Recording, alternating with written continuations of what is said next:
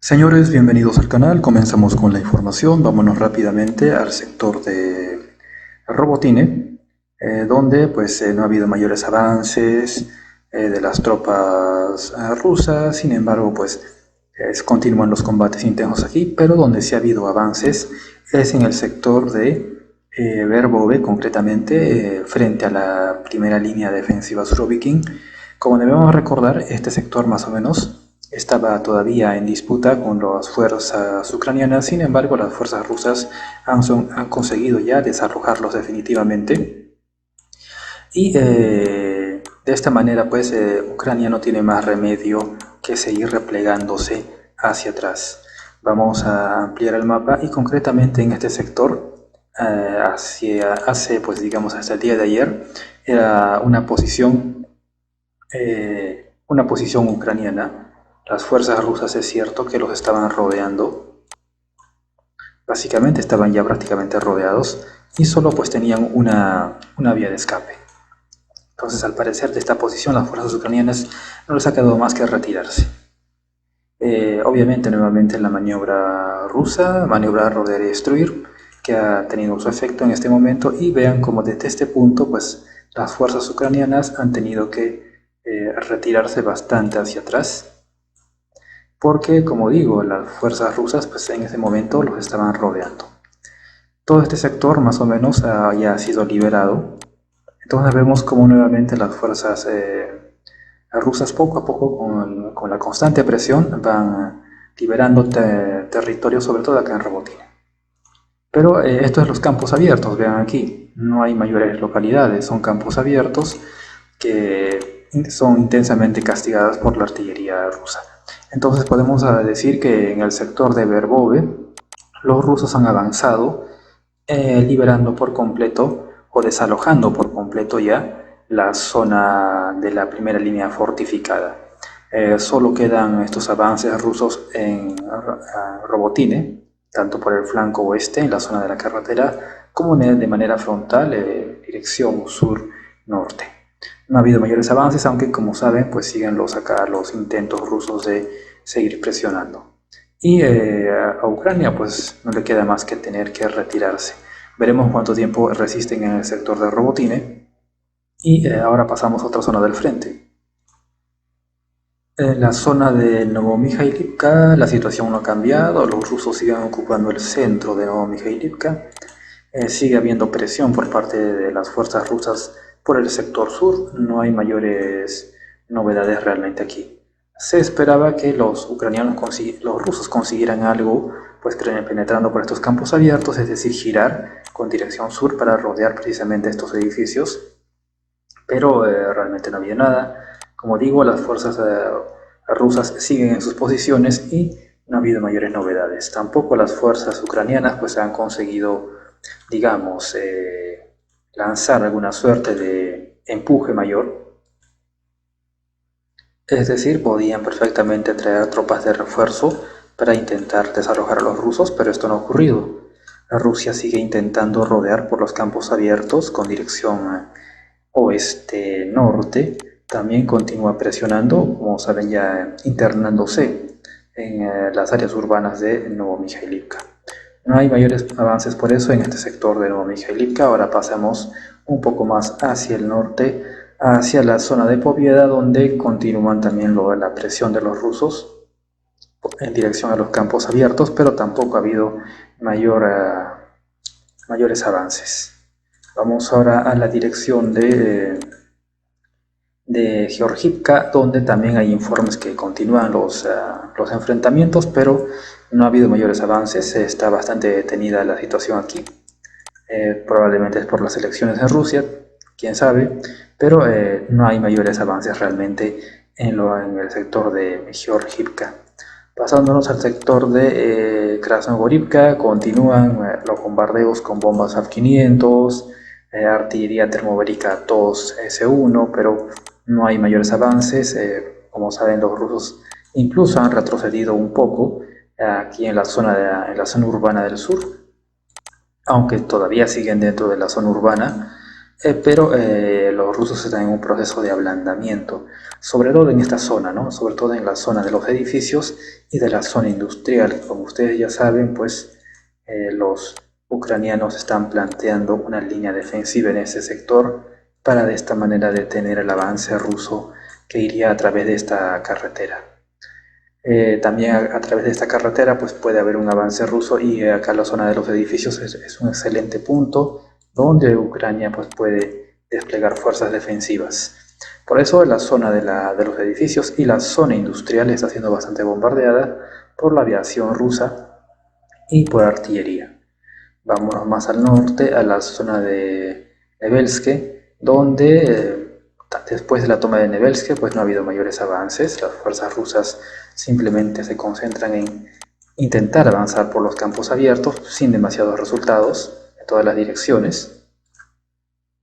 Se puede esperar que las fuerzas rusas intenten girar hacia el sur para caer al norte de Krasnogorivka o en todo caso girar hacia el norte. Pero eso se verá. No hay tampoco mayores avances respecto a eso. En la zona de Peromaiske, algunos avances por la zona de la carretera, realmente no es mucho. Siguen los rusos estando peleando por la parte central de Peromaiske. Y no ha habido tampoco mayores avances acá en la zona de la gasolinería, de la gasolina, pues ya saben que esta zona de la gasolinera se volvió importante porque se esperaba que desde la zona de la gasolinera las fuerzas rusas comenzaran a girar hacia el sur y así rodear el centro de Pervomainsk que está siendo ya presionada por las fuerzas rusas y así de una vez capturar la carretera E50 y proyectarse por esta con dirección a Pokrovsk. Pero todavía, como digo, no ha pasado nada, todo está congelado en este sector. Tonenque sigue igual, la zona de Orlivka también sigue igual, siguen algunas fuerzas ucranianas penetrando en la parte del sector oeste, pero realmente no es mucho. Son algunas calles, son algunas casas nada más y las fuerzas rusas pues siguen intentando desalojarlos aquí. Ahora, donde ha habido pues algo de mayores avances en la zona de Vertichi, como saben, el día de ayer se vio que las fuerzas rusas lograron alcanzar la carretera O0542, entraron al centro de Verdichi, no le quedó más a los ucranianos que tener que conformarse con una pequeña parte del norte de Verdichi, pero en los campos abiertos Rusia está comenzando a proyectarse ya al resto de la zona de la carretera. Aquí por esta parte baja la O0542, vamos a marcar que en verde. Esta es la carretera O0542 y las fuerzas rusas obviamente ya están intentando avanzar por estos campos abiertos con el objetivo de capturar esta carretera. En esta parte ya la han capturado, ya están peleando por ahí, aunque el mapa todavía no lo actualiza, pero ya lo han capturado y se verá qué sigue en los siguientes días, si pueden capturar más tramos de la carretera O0542 en la zona de Verdichi. Ahora, la zona de Verdichi, señores, es el símbolo de lo a veces, digamos, por no decir inútil, en vanos esfuerzos de las tropas ucranianas, porque podemos recordar que aquí fue donde mandaron sus mejores blindados, como los tanques Abrams, y precisamente fue en este lugar donde pues fueron destruidos los Abrams, alrededor de 4. Entonces vemos como en la zona de Verdichi, si bien es cierto, tuvieron al comienzo algo de éxito al intentar desalojar a los rusos, vemos que como tarde o temprano las fuerzas rusas terminan por una cuestión obviamente de desgaste imponiéndose sobre las fuerzas ucranianas. Y eso que los ucranianos usaron pues sus reservas y usaron, como digo, sus mejores blindados. Entonces aquí vemos que al final en una guerra de desgaste se termina imponiendo la masa y no la calidad. ¿Por qué? Si bien es cierto, los tanques Abrams son buenos tanques, pues la calidad no marcó la diferencia, lo que marcó la diferencia fue la masa. Y la superioridad en medios de los rusos terminó imponiéndose aquí en Verdichi. Las reservas ucranianas, aunque tenían su excelente material, pues no tenían el suficiente número como para resistir a la presión rusa por más tiempo y han terminado cediendo terreno prácticamente ya todo Verdichi. Solo les queda esta parte norte a los ucranianos que veremos en cuánto tiempo más resisten ahí, pero vean que donde mejor les fue a los ucranianos aquí en Verdichi, pues los rusos en pocos días terminaron revirtiendo la situación con la pérdida bastante grave para los ucranianos de tanques Abrams. Entonces, señores, así está la cosa. Vamos un poco más al norte y debemos recordar que en todo este tema del frente ucraniano estamos hablando de guerra de desgaste. Guerra de desgaste que no es igual a guerra de movimientos, un concepto que todavía, bueno, algunos canales otanistas pues no quieren entender esto. Siempre mencionan la calidad de los equipos, pero a ver, la calidad te va a servir en una guerra de movimientos, pero no en una guerra de desgaste. En la guerra de desgaste lo que manda es la masa, la cantidad de sistemas que puedas poner sobre el campo de batalla. En Klishivka la situación pues está como siempre, siguen habiendo intentos rusos de consolidar el territorio. Rusia ha penetrado prácticamente hasta el centro de Klishivka, donde siguen habiendo combates con las fuerzas ucranianas. No ha habido mayores avances, hablamos de zona consolidada, excepto por este pequeño sector. Pero en el resto de Klishivka, pues obviamente ya las fuerzas rusas combaten con las fuerzas ucranianas con la intención de expulsarlos. También, a ver, lo de Klishivka, la defensa de Klishivka es caso perdido porque los rusos tienen esta zona de la colina desde donde puedes dominar todo este sector. Entonces es una zona estratégica que debemos recordar que se tomó principalmente con la artillería masiva MLRS de 122 milímetros BM-21 Grad, que es el principal sistema de artillería que tienen los rusos, ¿no? Que es la base de todo el poder ruso en esta guerra ucraniana. Ahora vamos al sector de Ivaniske.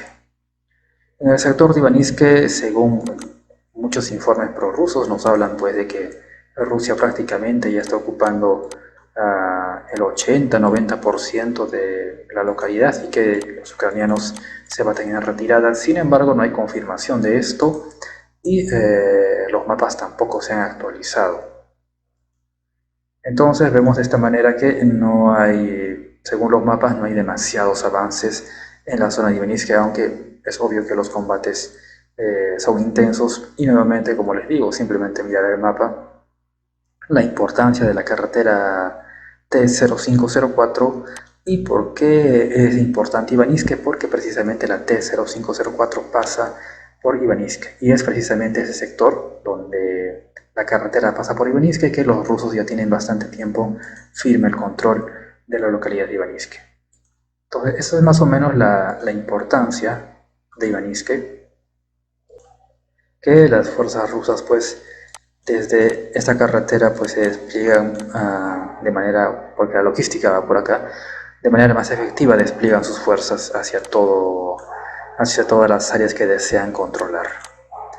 Nuevamente la importancia de la carretera es por la logística.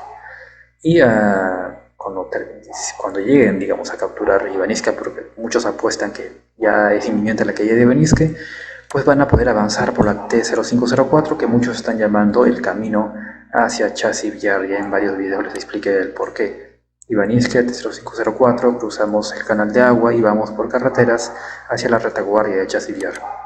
Ahora, señores, vámonos al sector de Bogdanivka. Bogdanivka no hay mayores avances, excepto unas pequeñas áreas que es esto, pero básicamente el centro de Bogdanivka sigue en manos ucranianas.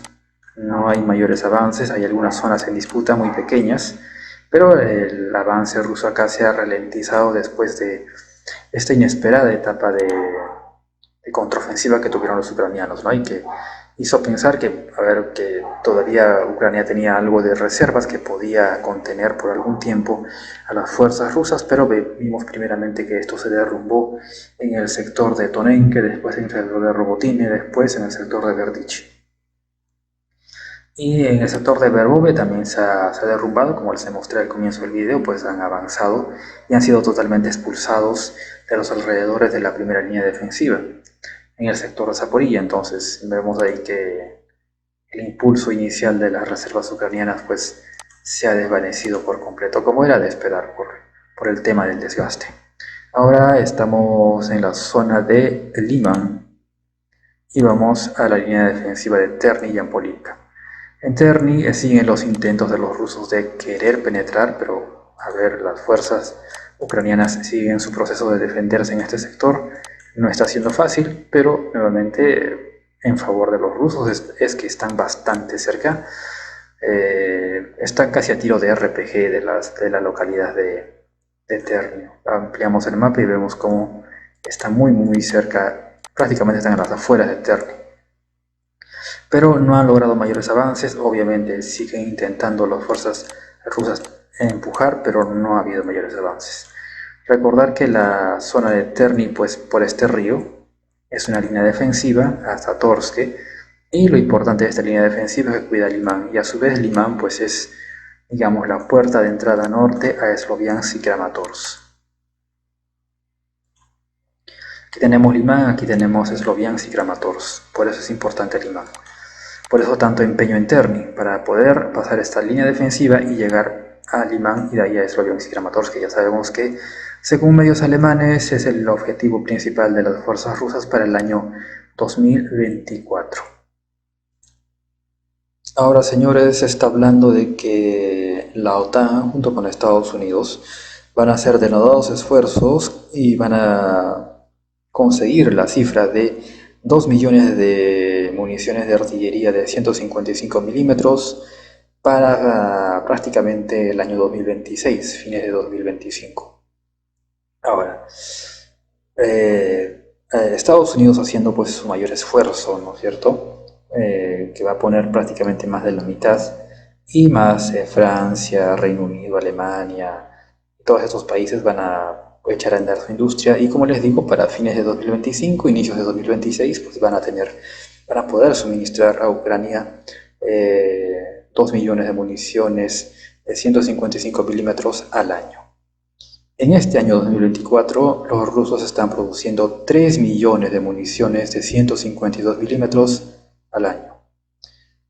O sea que aún para 2026, las fuerzas de la OTAN en su conjunto haciendo su máximo esfuerzo, para ese año no van a poder igualar los 3 millones de municiones de artillería que Rusia ya está produciendo ahora.